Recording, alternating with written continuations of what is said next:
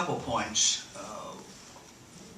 One, I think something that's missed many times in the discussion about medical marijuana is that there are clinical trials that are going on now in regard to medical marijuana. There's one going on, I believe, at Nationwide Children's, probably 10 or 12 nationwide. And it's possible that within the next 6 months, 7 months, those trials will be completed, and there will be an attempt by the drug company involved to go to the FTC and have going through the normal process. That's how we normally get medical anything. So I think sometimes that fact is missed. We have provided to the General Assembly the results of an examination we did of the different states and what they are doing in regard to medical marijuana. And if you that you do not have that, we would be happy to provide that. Dan will be happy to provide that for you. It is basically try to summarize what other states that have done in this area. You know, my position is this is up to the state legislature. I think we're going to see recreational use of marijuana proponents continue to come back year after year after year after year. I know the legislature is starting to look at medical marijuana. What we did is broke it down, what other states have done, by the most, what I would call the most lenient or liberal, as opposed to the most conservative. So it's, if you take a look at that, it's pretty easy to see, you know, where these different states have come down. First, I think I was the first person among the Statewides to come out publicly last fall and advocate for some tightly controlled medical marijuana law. I have not changed my mind and don't feel we need a double-blind study to be able to have, at least for, you know, very severe conditions, marijuana or cannabis products available to those that are suffering. Secondly, I object to the term recreational use because recreation is something wholesome. Recreation is hiking and boating and playing softball. What we're talking about here on the other side of this is, from medical, is party purposes. And we're talking about legalizing for the purpose of getting stoned, and we ought to call the thing for what it is. Finally, I am way, way, way against putting this in the Constitution. We got too much crap in the Constitution now. In my opinion, we ought to start over, take all but about 15 pages of it and throw it out and get back to a basic governing document that means something rather than this hodgepodge grocery list of special interests. Let's not add marijuana to it.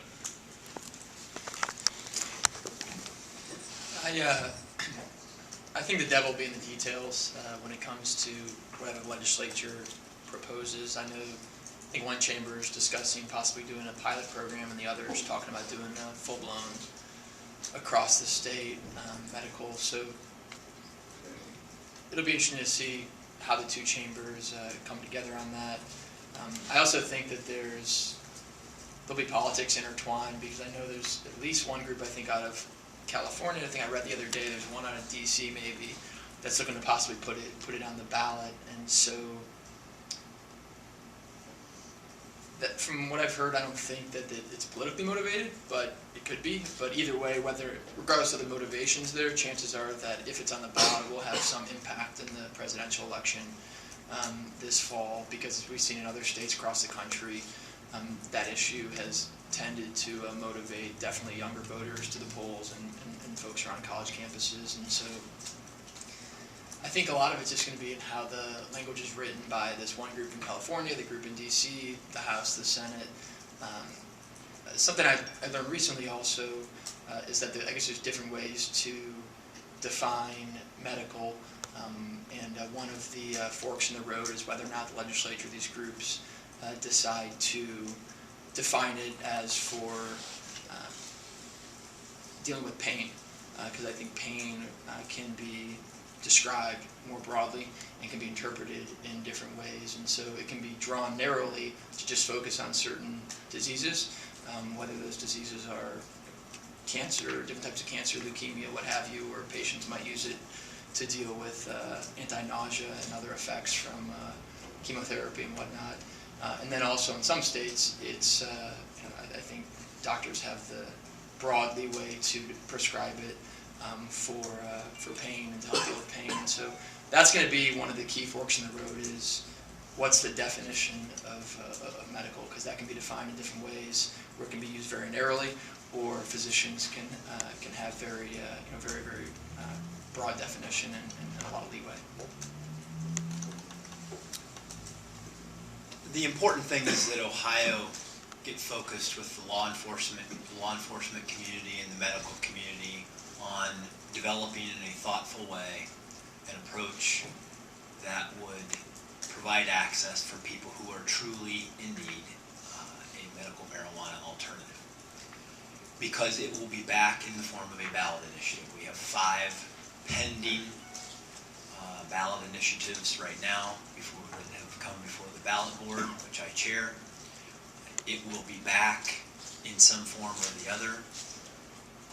I don't want to see in any way a proposal that comes via the ballot initiative that leverages the popularity of medical marijuana to somehow, excuse me, Auditor Yost for the use of the term, that in any way allows for the use of recreational marijuana, to be, especially if it's placed in the Constitution.